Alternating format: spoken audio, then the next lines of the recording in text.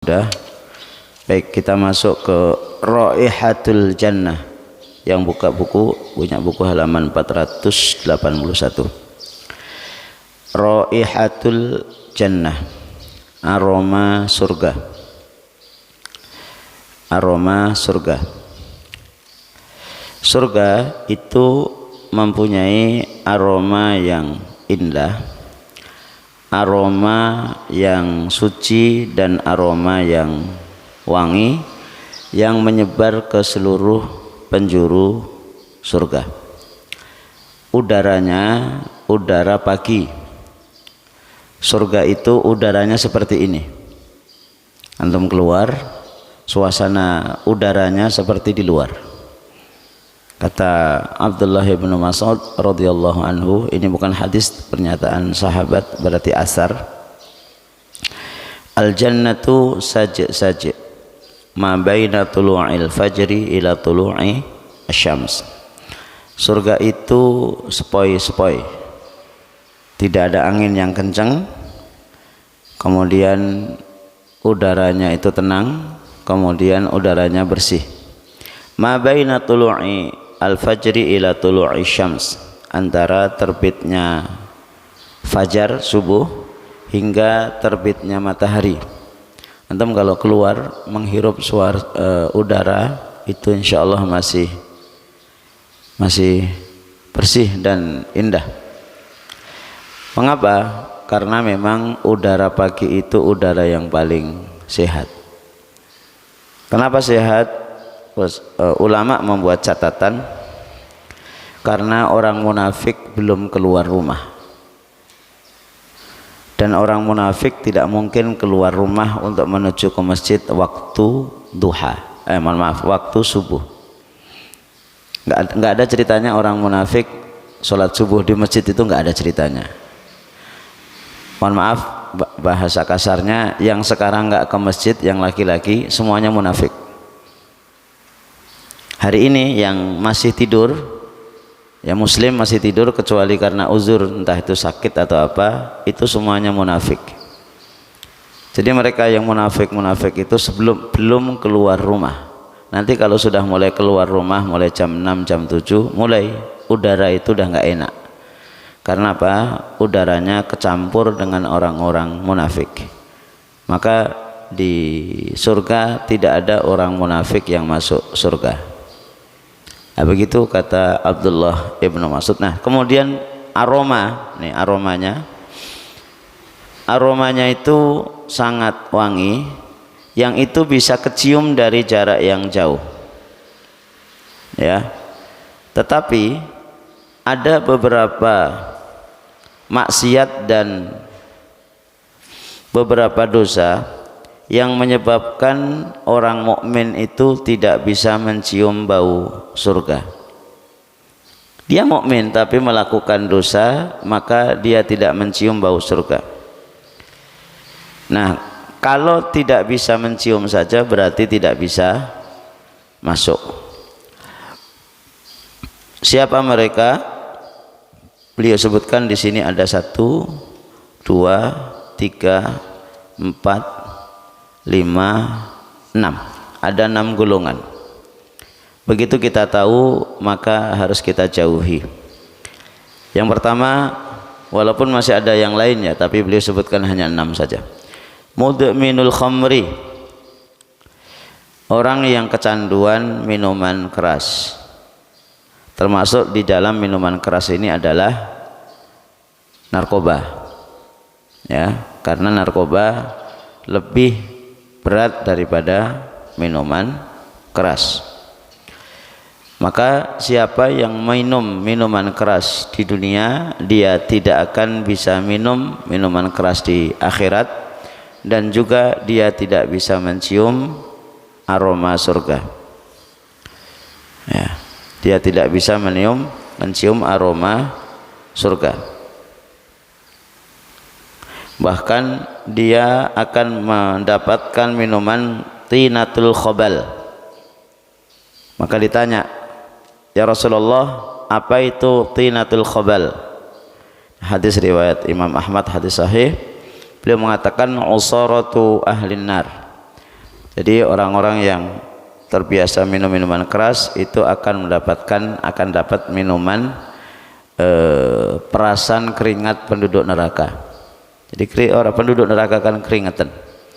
Itu keringatnya itu dikumpulkan kemudian diberikan kepada orang-orang yang minum minuman keras. Terus kalau kami dulu punya masa lalu seperti itu bagaimana Ustadz? Ya kalau saya lihat wajahnya 1-2 orang ada yang mantan. Apa yang harus dilakukan? 2. Jadi kalau antum dulu pernah punya masa lalu seperti itu, lakukan 2. Yang pertama, taubatan nasuha dengan syaratnya yang 4 itu, bisa antum buka di kitab Riyadhus Shalihin bab taubat. Kemudian yang kedua, tidak usah cerita-cerita. Ya, tidak antum nggak perlu cerita ke anak-anak, ke istri, cukup antum yang tahu. Karena kalau antum cerita ke anak, nanti anak akan coba-coba. Oh, dulu ayah seperti ini, berarti saya pengen nyoba dikit lah. Yang namanya minuman keras tuh kalau nyoba dikit itu nggak bisa. Dia nggak bisa, karena apalagi narkoba, sekali pakai dia pasti ketagihan. Kalau mohon maaf, kalau rokok mungkin, sekali rokok mungkin biasanya batuk-batuk. Tapi kalau udah terbiasa ngerokok, itu biasanya nanti akan ngerembet ke minuman keras. Kalau sudah biasa minuman keras, nanti ngerembet ke narkoba. Kalau sudah minuman keras nanti ngerembet ke wanita. Begitu. Maka kata Rasulullah, khamr itu ummul khaba'is, induknya keburukan, karena dia akan ngerembet ke mana-mana. Baik, itu yang pertama. Kemudian yang kedua, alladzina yadribunan nas, penguasa yang zalim, yang menyiksa rakyatnya. Nah, penguasa yang zalim ini muslim ini, kalau kafir kan masuk neraka, nggak perlu. Ini muslim, penguasa muslim yang zalim dan yadribunan nas, memukul artinya menyiksa. Dalam hadis yang terkenal kita tahu, hadis Sahih Bukhari, Sahih Muslim, Rasulullah SAW bersabda, ada 2 golongan dari umatku. Umatku itu berarti muslim, yang saya tidak melihat mereka itu. Yang pertama adalah kaum ma'ahum siyatun, di tangan mereka itu ada cemeti, ada alat pukul.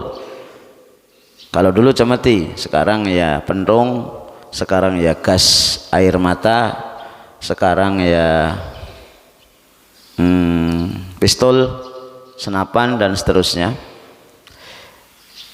Mithlu adnabil baqar, seperti ekor sapi. Jadi cemetinya seperti ekor sapi yang dipegangnya panjang, kemudian semakin kecil. Ya, pecut yang dia dengan itu memukul masyarakatnya. Ini yang kedua. Berarti ini penguasa yang zalim ketika dia menginginkan sesuatu kemudian ditolak oleh rakyat, ya, kemudian rakyat dizalimi. Misalnya yang terjadi di Amerika Utara, di kota Rempang, itu saya lihat cuplikannya, Masya Allah, masih ada. Dan itu hampir di semua pemerintah, ya, hampir di semua pemerintah. Ya, zaman Pak Harto kita tahulah kezaliman, pelanggaran hak asasi manusia itu luar biasa tinggi. Bukan hanya memukul, tapi membunuh. Ya, membunuh. Ya, saya nggak tahu apakah Pak Harto itu dengar atau atas perintah beliau dengan segala kelebihan dan kekurangannya. Ya kita tahulah peristiwa di Tanjung Priok, peristiwa di Jawa Tengah, peristiwa yang paling besar juga di Talangsari di Lampung Timur itu bukan hanya memukul tapi sampai membunuh. Kalau ini hanya memukul, ini hanya memukul aja, artinya menyiksa. Kemudian zamannya Pak Habibie setahu saya tidak ada. Kemudian setelah itu zamannya Gus Dur, zamannya Megawati, zamannya SBY, zamannya Jokowi. Jadi mereka-mereka itu termasuk yang di bawahnya ya, gubernur, kemudian wali kota, bahkan kepala desa sekalipun ketika punya kekuasaan kemudian melakukan seperti ini, maka itu akan masuk. Termasuk bisa jadi saya pernah dikasih rekaman pondok pesantren yang seniornya itu menyiksa juniornya, atau juga misalnya pengenalan mahasiswa itu namanya apa? Ospek. Intinya dia menyiksa, dia masuk ke wilayah itu. Kemudian yang ketiga, al-kasiyatul ariyat, wanita yang telanjang tapi pakai baju, berpakaian tapi telanjang. Nah, ini tugas kita para suami, ya, menilai dan melihat pakaian istri kita, dicek, terutama yang keluar rumah. Kalau di dalam rumah, asal itu di rumah kita hanya kita dan anak-anak, dia nggak ada syarat tertentu, ya. Tapi kalau sudah keluar dari rumah atau di dalam rumah tapi ada orang lain, misalnya ipar, pembantu laki-laki, nah itu persis seperti di luar rumah. Ketika ia di keluar rumah, perhatikan kata Rasulullah, wanisaun, dan wanita, kasiyatun, memakai baju, ariyatun, tapi telanjang, ma'ilatun, kemudian dia condong, mumilatun, lenggak-lenggok, ru'usuhunna, kepala mereka, mithlu asnimatil bukht, seperti punuk unta. Ini tanda kutip prediksi Rasulullah. Ini termasuk nubuat Rasulullah sallallahu alaihi wasallam. Di zaman Rasul itu belum pernah melihat dua golongan ini, dan ternyata terjadi. Tadi kezaliman, yang kedua nanti wanita akan ada yang pakai baju tapi telanjang. Bahkan ternyata kenyataannya benar-benar telanjang, ya kan, benar-benar telanjang, nggak pakai baju. Kalau ini pakai baju tapi telanjang, siapa dia? Mereka adalah yang menggunakan baju tapi tidak memenuhi pakaian syariah. Kan pakaian syar'i itu ditulis oleh ulama, syaratnya yang pertama menutup aurat. Aurat wanita itu ada khilaf antara yang mengharuskan cadar dengan tidak, itu kita singkirkan itu, kalau itu masuk wilayah khilafiyah. Kemudian yang kedua, ini menutup aurat ini sudah banyak yang gagal, ya, banyak yang gagal. Kemudian yang kedua, pakaiannya longgar. Longgar itu artinya tidak ketat. Tebal tapi kalau ketat itu enggak masuk. Misalnya pakai celana jeans, itu kan celananya kan tebal tapi dia tidak longgar, itu enggak masuk. Kemudian yang ketiga, tebal, tidak boleh pakaiannya itu tipis. Dia longgar tapi tipis, begitu ada angin, membentuk lekuk tubuh. Kemudian yang keempat, tidak menggunakan wangi yang keluar. Perempuan tuh boleh pakai wewangian tapi ke dalam, wanginya itu ke dalam, enggak keluar. Kan ada minyak wangi yang wangi di dalam tapi enggak keluar. Tapi kalau laki-laki, minyak wangi yang wanginya keluar. Mengapa diatur seperti itu? Pertama, ini adalah perintah Rasulullah sallallahu alaihi wasallam. Kemudian yang kedua, agar wanita itu terjaga dari gangguan. Ini bukan untuk siapa-siapa, tapi untuk kebaikan perempuan. Ya, kebaikan untuk perempuan. Bukan perempuan itu dibatasi, bukan, memang seharusnya begitu. Kalau keluar rumah. Maka nanti antum para ayah, para bapak ngelihat, kasih tahu ibu, ini boleh untuk keluar rumah, ini enggak boleh, ini enggak boleh, ini enggak boleh, ini enggak boleh, ini enggak boleh. Resikonya karena banyak yang enggak boleh, bapak-bapak wajib membelikan istrinya baju baru. Ini resiko, Pak. Resiko. Ini enggak boleh, ini hanya untuk yang di dalam rumah, yang tipis-tipis untuk di dalam rumah. Begitu. Belikan gamis nanti. Warna terserah, mau kuning, nah kalau kuning janganlah ya. Mau hitam, mau biru, mau apa, itu warna masalah, nggak ada masalah. Yang penting jangan membuat orang itu tertarik dengan dia. Kadang-kadang pakai gamis tapi gamisnya bunganya di dada di sini, lah ngeri, Pak. Gambar bunga di dada, ya kan ngeri tak? Nah, kemudian perempuan yang berikutnya ini adalah kepalanya seperti punuk unta. Apa itu? Perempuan yang rambutnya diikat, kemudian di atas kepalanya itu dikasih ini sanggul yang dari busa, ya, dari busa itu. Ini persis seperti punuk unta. Rasulullah belum pernah melihatnya dan Rasulullah sampaikan. Maka ibu-ibu kalau pakai jilbab, bukan jilbab, pakai kerudung, ya biasalah rambutnya disisir, kalau panjang yang diikat di bawah di leher belakang, udah habis itu pakai kerudung. Gak usah dibikin punuk-punuk itu. Laki-laki seperti itu tertarik juga dia. Bagus juga dia. Apalagi pakai sanggul tambahan rambut yang di Jawa-Jawa itu yang belakang dulu. Wah, itu lebih parah lagi.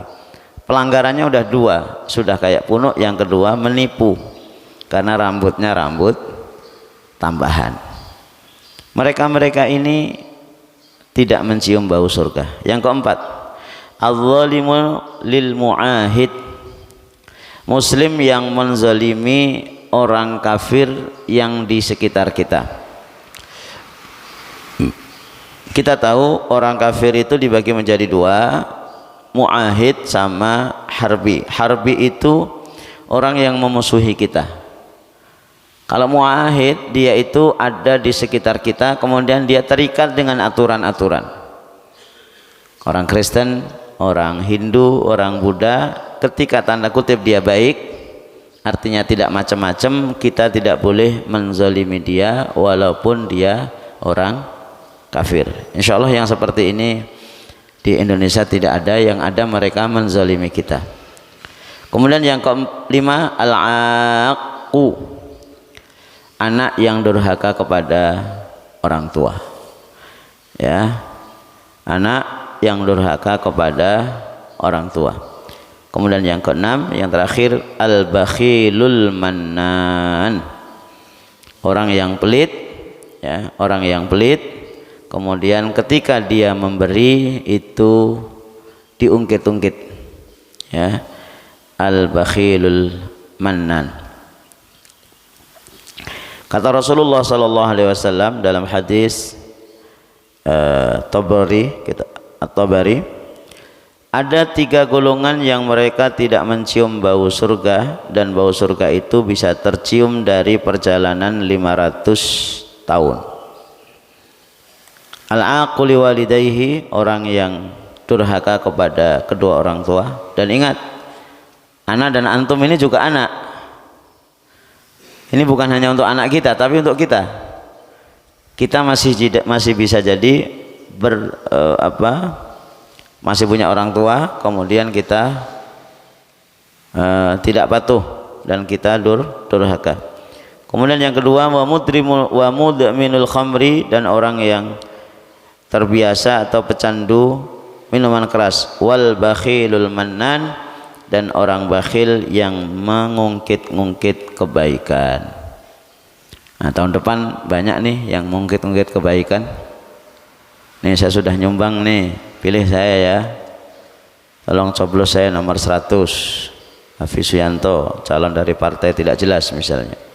Saya kan udah nyumbang di sini 100.000, sudah nyumbangnya cuma 100.000, diungkit-ungkit lagi. Baik, itu sudah selesai. Kemudian kita masuk ke makanan penduduk surga. Makanan penduduk surga. Penduduk surga itu makan yang paling favorit dan paling banyak disebutkan di dalam Al-Quran itu adalah buah-buahan. Ya, makanan yang paling banyak disebutkan di dalam surga itu buah-buahan. Itu saya pilah-pilah itu ya di dalam ayat itu. Paling banyak buah-buahan. Sementara kita di dunia ini jarang makan buah-buahan. Salah satu firman Allah Subhanahu wa taala, wa fakihatin katsirah, dan buah-buahan yang banyak, la maqtu'atin wala mamnu'ah, yang tidak putus dan tidak dilarang. Ada 3 poin di sini. Wa fakihatin katsirah, dan buah-buahan yang banyak. Buah-buahan yang banyak itu apa? Semua buah yang kita inginkan ada. Saya banyak ditanya sama teman-teman, Ustaz, nanti di surga ada durian apa enggak? Di Al-Quran Al-Hadis enggak ada kata-kata durian, itu enggak ada. Enggak ada durian, itu enggak ada. Ustaz, ada jengkol enggak Ustaz? Ada pete enggak? Lebih enggak ada lagi, karena saya benci masalahnya. Saya paling benci dengan pete, jengkol, apalagi jialing, itu paling benci. Kadang-kadang ribut saya sama istri, Pak, terus terang aja. Kadang-kadang ribut, kadang-kadang diem-dieman itu. Saya tuh kalau melihat, mohon maaf bapak-bapak yang seneng, nggak apa-apa silahkan. Ini bukan halal haram, masalah rasa dan masalah hati aja. Itu kalau melihat, terutama jengkol ya, jengkol. Kalau pete masih agak lah. Jengkol dan jialing itu kayak mau mutah itu saya tuh, gitu. Apalagi lihat di rendangnya itu, ya Allah. Kalau yang seneng silahkan, nggak apa-apa yang seneng. Ini bukan masalah halal haram, itu halal Pak, halal. Tapi saya nggak seneng aja gitu lah. Nah, nanti khawatirnya di surga istri saya pengen jengkol, saya nggak mau jengkol. Nah, itu gimana itu? Wallahu alam. Itu wa fakihatin katsirah, dan buah-buahan yang banyak. Di sini tidak disebutkan oleh Allah buah-buahannya apa, yang penting banyak. Walaupun nanti ada buah yang disebutkan oleh Allah. Jadi ada buah yang tidak disebutkan oleh Allah, semua jenis buah berarti masuk. Nanti di dalam ayat dan hadis itu ada buah-buah yang disebutkan. Ya, di antara buah yang disebutkan oleh Allah Subhanahu wa taala itu yang pertama adalah buah yang paling favorit kita, yaitu apa? Anggur. Innalil muttaqina mafaza hadaiqa wa a'naba inab. Itu anggur. Maka anggur ini menjadi buah favorit. Saya akan sebutkan nanti beberapa buah dan tolong diamalkan di dunia. Bentuknya apa? Dihadirkan di rumah, Pak. Kemudian ketika kita makan buah itu, ketika makan buah anggur misalnya, itu jangan hanya makan aja. Salah, Pak. Kenalkan ke istri dan anak-anak. Bu, nah, kenapa Bapak itu hari ini beli anggur? Anggur memang mahal, Pak. Anggur mahal. Saya itu setahun beli anggur tuh bisa dihitung sekali 2 kali aja. Kalau anak-anak minta itu kadang-kadang kita belikan. Begitu kita mau makan gitu ya, itu sampaikan ke anak-anak dan istri. Rasa syukur kita kepada Allah sudah diberi rezeki anggur. Jadi sambil duduk, sambil ngobrol, sambil makan, itu jangan hanya makan enggak, Pak. Kasihlah ilmu pengetahuan. Saya kalau makan sama anak-anak itu suka tak ledekin, Nak, yang kita makan ini apa, Nak? Nasi, Bi. Baik. Nasi asalnya dari apa? Beras. Bagus. Beras asalnya dari apa? Nah, ada yang tahu, ada yang nggak tahu. Beras ini loh, nah asalnya dari apa? Saya bilang nggak tahu. Ada yang tahu? Gabah, bagus, pintar, dari gabah. Ada yang tanya, Bi, gabah itu apa? Loh, anak sekarang Pak, gabah aja nggak tahu Pak. Nah, saya jelaskan gabah gitu ya. Terus gabah itu dari mana nak? Saya tanya. Tak kejar terus. Di sini mentok semuanya nggak tahu anak-anak saya. La haula wala quwata illa billah. Maka kadang-kadang kalau ada waktu saya ajak anak itu ke sawah. Nah, ini tempatnya menanam gabah, padi nak. Oh. Tahu cara nanam padi? Lebih nggak tahu lagi Pak mereka Pak. Ya Allah. Apalagi mencangkul, nggaru, meluku, ya. Kemudian bikin benih, kemudian Daud, nggak ngerti Pak Daud itu Pak. Oh Daud itu puasa Daud ya bagus lah, tapi Daud ala orang Jawa itu nggak begitu. Jadi anggur.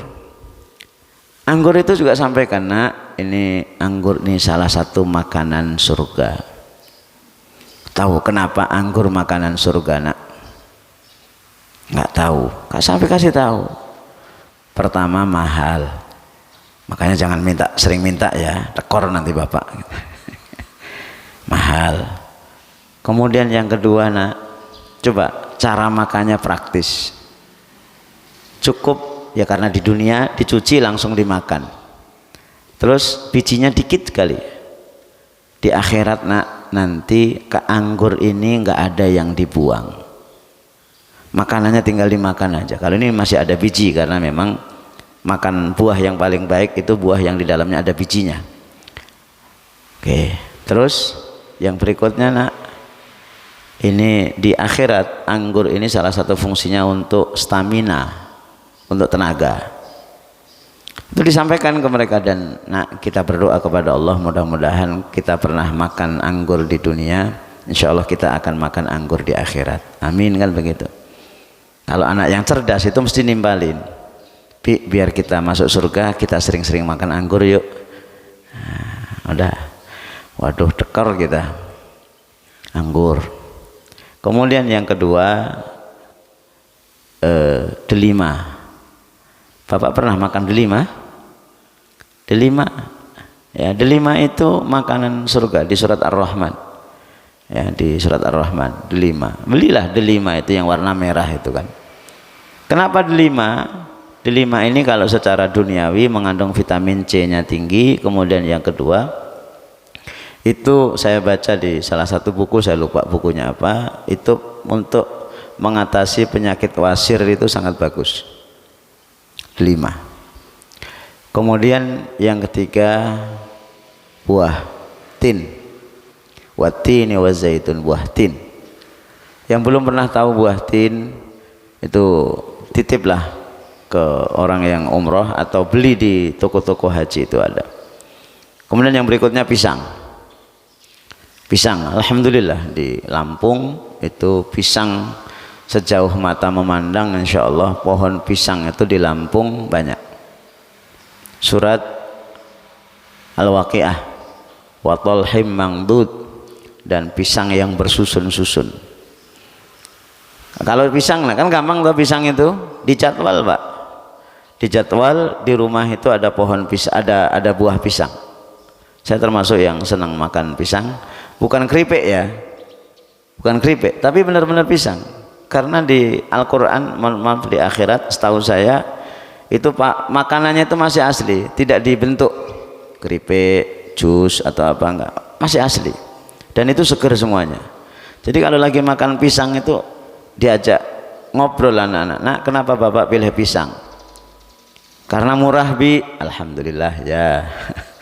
Yang kedua dan seterusnya, nak karena ini makanan penduduk surga. Kemudian saya cari-cari kenapa pisang itu makanan penduduk surga. Kata ahli buah itu semua kebaikan makanan kumpul di pisang. vitamin A-nya, ada bahasa mereka ya, saya nggak ngerti vitamin A, vitamin B itu saya nggak ngerti. Tapi saya baca-baca, vitamin B, vitamin C, karbohidrat ada, protein ada, kumpul semuanya di situ. Oke. Kemudian yang berikutnya itu buah-buahan, terus makanannya. Nanti ada makanan pembuka. Makanan pembuka itu begitu masuk surga langsung disodorin makanan.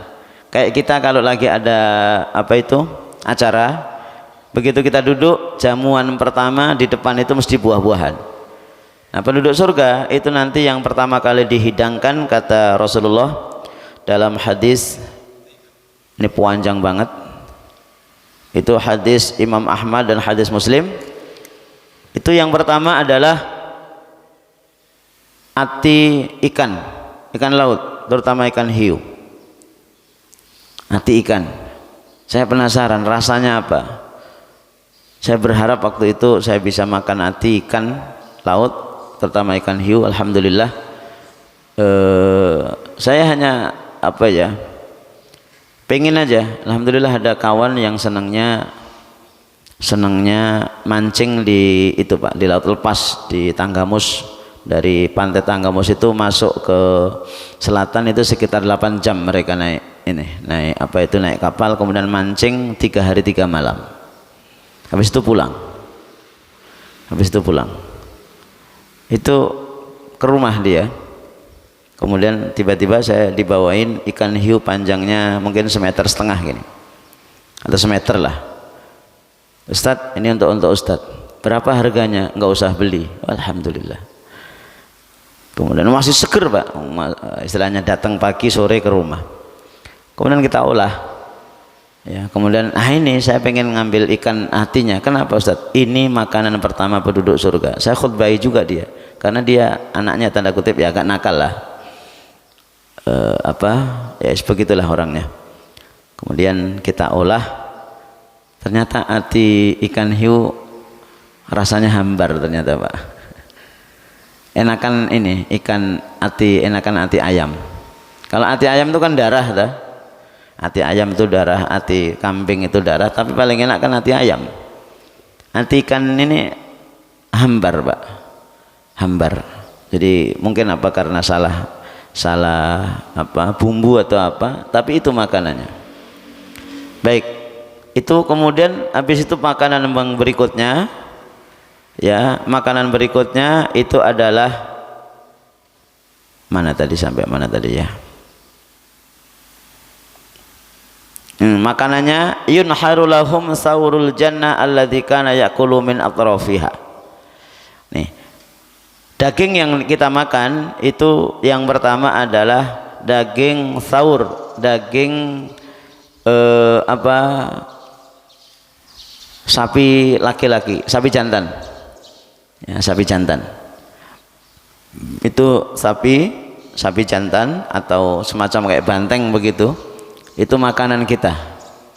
Ya, makanan kita itu adalah daging sapi jantan. Kenapa jantan enggak betina? Ya, kita tahu di kurban itu kita tahu kalau betina itu banyak gajinya di dunia ya, di dunia begitu. Itu makanannya. Kemudian makanan yang berikutnya adalah daging burung. Ya, daging burung. Ini surat Al-Waqiah, walahmu tayrin mimma yashtahun, dan daging burung yang mereka inginkan. Kenapa daging burung? Saya nggak tahu persis keutamaan makan burung itu apa. Saya suka makan itu, istri suka beli ini gemak, tahu nggak gemak Pak? Puyuh itu 15.000 dapat 1 biji itu. Kadang-kadang istri itu beli. Itu saya coba sambil makan itu sambil menikmati apa keistimewaannya, sambil dikunyah-kunyah gitu ya. Kemudian saya bandingkan dengan yang lain. Kalau saya rasa daging burung itu lembut kayak ayam. nggak terlalu ngunyahnya itu nggak terlalu susah, jadi nggak susah-susah amat ngunyahnya, jadi dia lembut. Kemudian yang kedua itu tulang-tulangnya bisa dimakan. Kan kita tahu dalam ilmu penerbangan itu kenapa burung itu bisa terbang, karena tulangnya itu enteng, sangat ringan sekali. Ya seperti tulang ini Pak, seperti tulang pesawat. Itu kan mereka ngambil dari filosofi burung kan. Burung itu nggak seperti ayam tulangnya Pak. Ini tulangnya jadi dimakan tuh kremes-kremes gitu, enak tuh Pak. Itu yang saya yang saya rasa. Tapi bukan seperti di Indonesia atau di dunia. Burung di dunia, di akhirat nggak seperti di dunia. Kita misalnya kalau mau beli makan burung, paling burung dara kan, burung dara, pergi ke Wai Halim, ada pecel lele Bu Gendut, Pak Gendut, saudaranya Bu Gendut, tetangganya Bu Gendut, begitu. Kemudian kita pesen burung dara, kemudian tunggu sebentar, sudah 15 menit nggak datang-datang, kita tanya, mana Pak burungnya? Belum ditangkap, ditunggu dulu, tangkap dulu. Habis itu datanglah, itu panas, mongah-mongah itu panas, minyaknya kita lihat berminyak, kemudian kadang-kadang nyabut bulunya nggak bersih, kemudian minyaknya itu sampai minyak udah warnanya gelap gitu. Di surga nggak begitu. Abdullah bin Mas'ud mengatakan, ya, Abdullah bin Mas'ud mengatakan, antum bisa baca di tafsir Ibnu Katsir.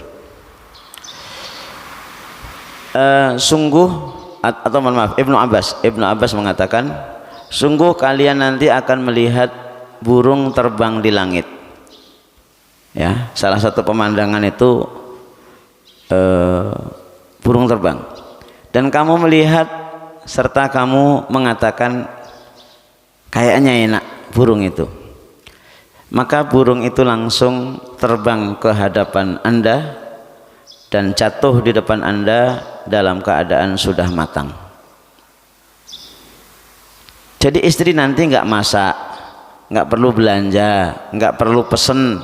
Jadi lagi duduk-duduk sama istri di teras misalnya, kemudian ada burung lewat, Bu kayaknya enak itu, burung kacer itu, burung murai itu kayaknya enak. Jangan Pak, itu mahal 5 juta ya Pak, itu di dunia. Kalau di akhirat begitu Bu kayaknya enak, dia langsung kontak Pak, blok, langsung makan. Itu makanan ahli surga. Kemudian at-ta'amu mudhallalun lahum, makanannya itu ditundukkan oleh Allah. Artinya apa? Didekatkan oleh Allah. Oh, ini ternyata ada hadisnya. Ini riwayat Al-Bazzar. Ya, Al-Bazzar. Kata Ibnu Mas'ud tadi, burung akan kita makan. Ya. Jadi sangat didekatkan. Jadi tidak ada ceritanya Bapak Ibu nanti kalau makan kurma atau makan anggur pergi ke kebun kemudian pakai galah diginiin, enggak. Makan durian diginiin kemudian ditangkap, enggak. Kita duduk, dia turun. Kita berdiri, dia naik. Itulah firman Allah, wadaniyatan alaihim dhillaluha wa dhullilat qutufuha tadlila. Kemudian juga di dalam surat Ar-Rahman, wajanal jannataini dan. Kemudian terakhir sebelum buka tanya jawab, al-ismu wahid wa ta'mu mutanawwi'. Semua makanan yang ada di akhirat itu namanya sama dengan di dunia, tapi rasanya lain. Jadi Allah hadirkan makanan di makanan minuman di dunia ini, nanti akan kita dapatkan di akhirat namanya sama. Pisang iya, anggur iya, burung iya, kemudian susu iya, jahe iya, madu iya, semuanya ada. tapi rasanya berbeda-beda. Rasanya berbeda-beda ini maksudnya yang pertama, rasa di akhirat tidak sama dengan rasa di dunia. Yang kedua, rasanya berbeda-beda sesuai dengan selera kita. Kita pengen makan anggur yang manis nggak ada kecutnya, Allah kabulkan. Tapi kan ada tipe orang yang makannya senangnya kecut ada manisnya, Allah kabulkan. Ada pengennya yang kecut. Jadi di akhirat itu kecut itu ada, dalam hadis itu saya cari-cari belum ketemu, ada kecut, pengennya kecut ada. Hamid, ha alif mim dha, itu ada. Jadi rasanya macam-macam. Kemudian makna yang ketiga, rasanya bermacam-macam. Hari ini rasanya begini, begitu besok ganti hari rasanya berbeda. Hari ini enak, besok enak. Besoknya enak tenan. Jadi hanya ada 3 rasa, enak, enak tenan. Nanti hari keempat apa Ustaz? Enak tenan, nya dipanjangin. Itu orang Jawa, Mohon maaf, termasuk juga hubungan badan. Kita jujur aja, suami istri hubungan badan di awal dulu nikah dengan sudah tua itu beda, ya kan? Betul dah? Di awal nikah itu hubungan badan itu bisa seperti minum obat, pagi, duha, siang, sore, malam, malam lagi 5 ronde oke. Kalau sudah 60 tahun 70 tahun ini sudah lain ceritanya. Di akhirat itu terserah kita. Mohon maaf, hubungan badan di belakang, kalau hubungan badan di sini nggak ada, tapi kalau wanita ada. Hubungan badan itu begitu selesai hubungan, selesai juga rasa enaknya itu udah hilang. Ya, begitu rasa orgasme udah habis itu hilang. Tapi kalau di surga itu rasanya itu Pak nggak hilang-hilang. Hilangnya kapan? Hilangnya nanti kalau kita melihat wajah Allah. Begitu melihat wajah Allah, hilang semua rasa enak itu hilang. Baru nanti kita memulai lagi. Begitu seterusnya. Nanti di belakang ada makanan, kemudian yang terakhir minuman. Syarabu ahlil jannah 493, minuman surga itu minuman surga bermacam-macam, ya, minuman surga bermacam-macam. Diantaranya adalah susu, antum bisa buka di surat Muhammad, kemudian jahe, kemudian nanti madu, kemudian nanti ada air yang bersih, air yang murni, ya, yang itu juga bersumber dari sungai. Jadi bentuknya itu sungai, minumannya itu bukan, mohon maaf, bukan begini. Ini kan diambil dari apa namanya, dari galon atau apa? Enggak, airnya ini ngalir Pak. Jadi nanti airnya itu ngalir, bentuknya kayak sungai, saking melimpahnya air itu. Dan kenapa sampai sungai? Itu ada 3 manfaat. Jadi sungai itu manfaatnya ada 3. Pertama untuk minum. Jadi minumnya itu langsung diambil Pak, nggak masuk kulkas. Dan air kalau udah masuk kulkas itu bukannya bagus, malah nggak bagus. Yang paling bagus itu kalau Rasulullah itu airnya itu air dingin, bukan dingin es ya, bukan. Dingin itu artinya ya dingin standar, sejuk gitu loh. Jadi bukan yang dimasukkan es dikasih, apalagi dikasih batu es. Sudah masuk kulkas dikasih batu es, minum. Habis makan bakso, makan mie ayam, minum. Wih, bagus itu Pak, enak. Tapi perhatikan 10 tahun yang akan datang. Kemudian yang kedua, fungsi sungai tadi yang kedua adalah untuk pemandangan keindahan. Kita tahu, kita orang Indonesia aja kalau melihat sungai Pak itu nggak bosen, apalagi orang Arab yang mereka hampir nggak ada sungai. Kemudian yang ketiga, sungai ini untuk membantu kebutuhan air pohon-pohon di surga. Pohon di surga itu kan banyak. Airnya dari mana? Nyerap air dari sungai itu. Bapak Ibu bayangkan, kita punya pohon mangga, misalnya pohon pisang, di sampingnya ada comberan, Mbak. Itu ngambil airnya dari mana pisang itu? Comberan kan? Tapi pisangnya enak apa rasa comberan, Mbak? Enak. Lah ini pisangnya nanti di akhirat nyerapnya itu dari madu, dari anggur, dari jahe, dari macam-macam. Kayak apa rasa pisangnya, Pak? Itu stamina semuanya itu. Ya, silahkan bayangkan masing-masing.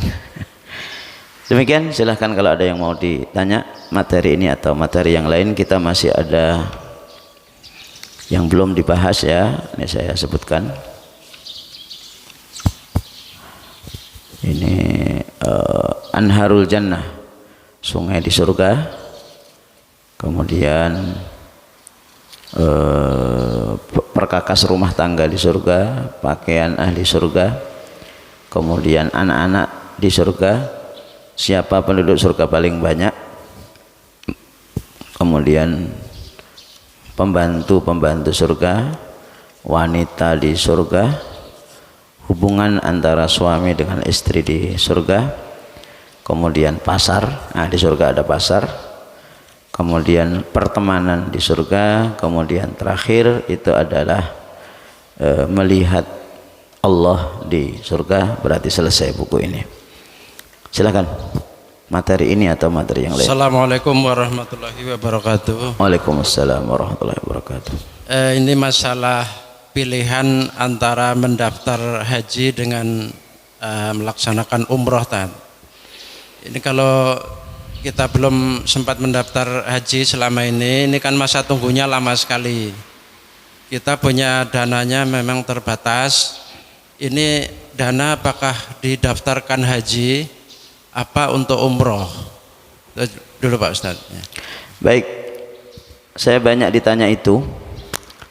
Jadi untuk Lampung masa tunggu haji itu sekitar 20 tahun, sekitar 20 tahun. Sekitar 20 tahun.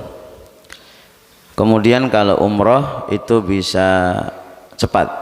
Sekarang daftar mungkin 2-3 bulan berangkat. Mana yang paling baik? Yang paling baik, Pak, karena haji ini wajib, maka nanti ada syarat-syaratnya kan. Istita'ah itu ada syaratnya, mulai dari kesehatan, mulai dari harta yang dibawa, kemudian harta yang ditinggal, ilmu dan seterusnya. Yang paling bagus, Pak, Bapak jual tanah, kemudian langsung berangkat haji furoda sekitar 380 juta. Itu yang paling bagus, Pak. Jadi tahun ini Bapak punya duit, langsung berangkat sama istri, berarti 380 sama istri berarti 760, ditambah uang saku 1 miliar cukup lah, Pak. 1 miliar. Enggak banyak, Pak, uang 1 miliar itu, Pak. Enggak banyak 1 miliar itu. Cukup tanah setengah hektar udah cukup, Pak. Furoda. Baik. Kemudian kalau enggak ada, bagaimana? Kita kembali kepada hukum haji dan umroh.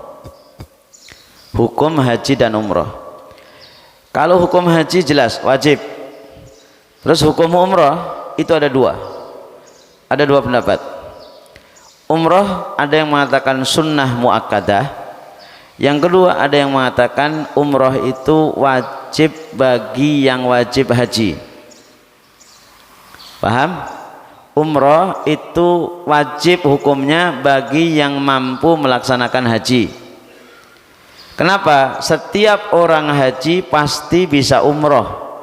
Setiap orang umroh belum tentu bisa haji.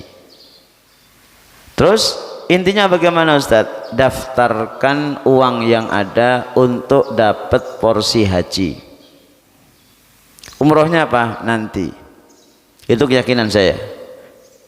Ustaz, kami sudah umur 60 tahun. Kemudian kalau masa tunggu 20, 60 tambah 20, 80 tahun.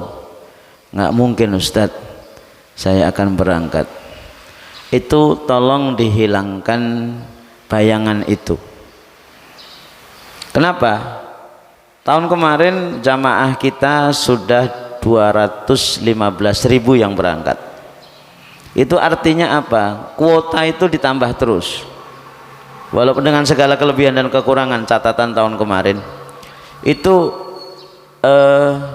enggak lagi yang namanya ini Pak, 40% yang berangkat, enggak. Kemarin itu 100% ditambah loh.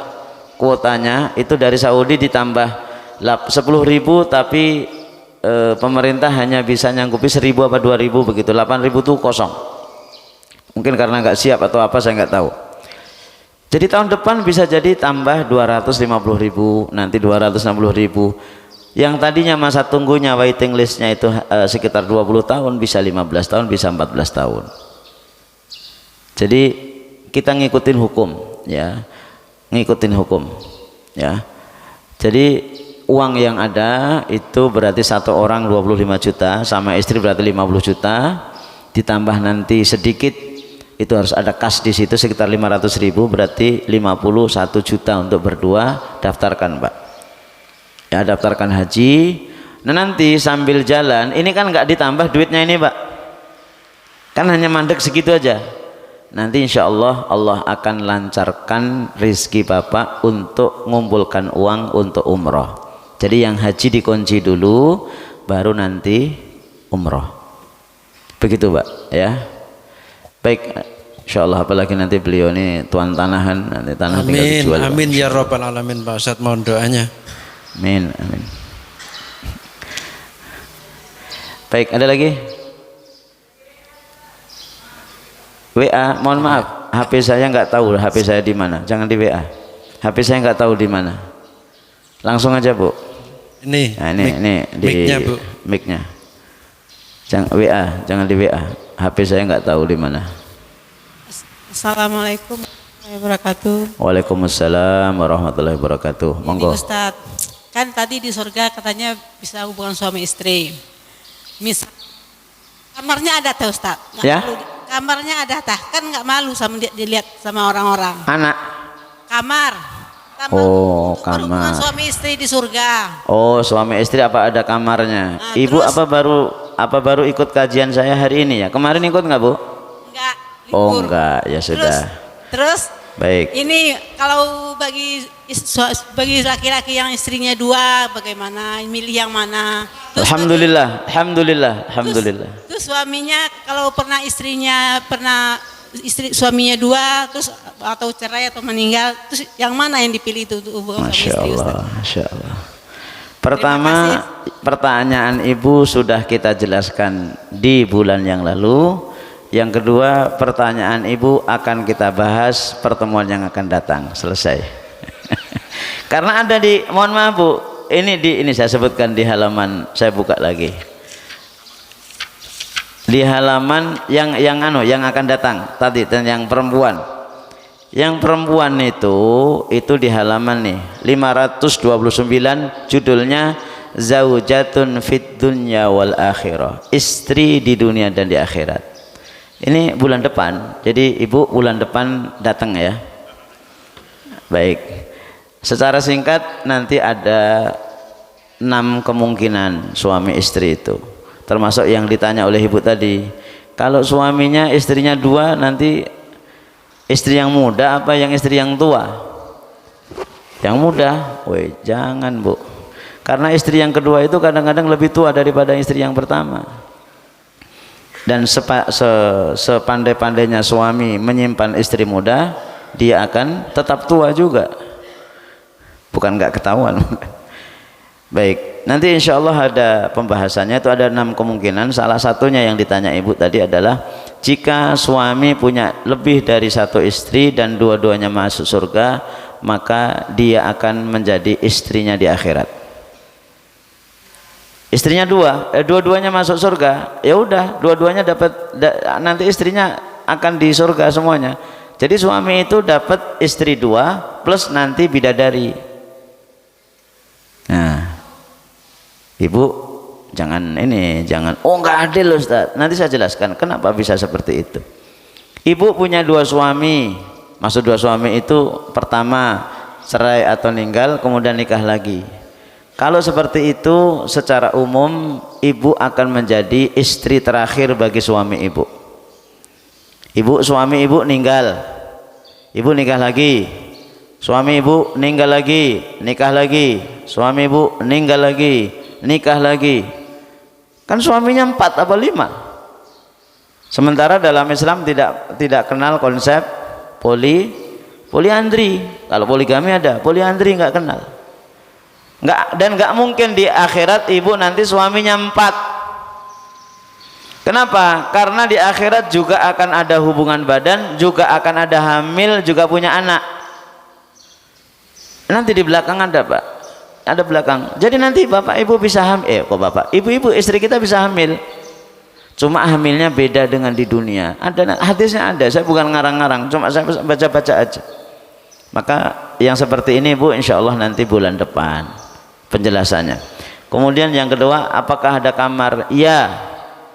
Ibu bapak nanti ketika di surga bukan tak ditaruh di lapangan, bukan. Kamarnya nanti ada yang bentuk istana, ada yang berbentuk tenda. Yang dari ujung sana sampai ujung berikutnya, artinya dari tembok satu ke tembok berikutnya, dari kemah satu ke kemah berikutnya, itu perjalanan 3 hari. Berarti 3 hari itu, sehari itu biasanya 40 kilo. Berarti satu kamar itu lebarnya panjangnya 120 kilo. Sini kota bumi. Kok panjang Ustaz? Dan nanti apa kebagian kita? Surga itu luasnya seluas langit dan bumi. Ukur aja Pak, bumi ini saya kadang-kadang kalau ada waktu pengen ngitung tanah ini ukurannya berapa sedunia ini. Mau saya kapling-kaplingin Pak. Biar kita bayangin surga. Kalau langit sudah saya ukur Pak, langit itu sudah saya hitung, tapi kalau bumi malah belum saya hitung. Dan nggak ada ceritanya kehabisan stok, itu nggak ada, saking luasnya itu. Jadi kamar itu ada Bu, ya di kamar-kamar, ya kemudian kamarnya sangat luas. Baik. Demikian yang bisa saya sampaikan, mudah-mudahan bermanfaat. Subhanakallahumma wa bihamdika, asyhadu an la ilaha illa anta, astaghfiruka wa atubu ilaik. Assalamualaikum warahmatullahi wabarakatuh. Waalaikumsalam warahmatullahi wabarakatuh.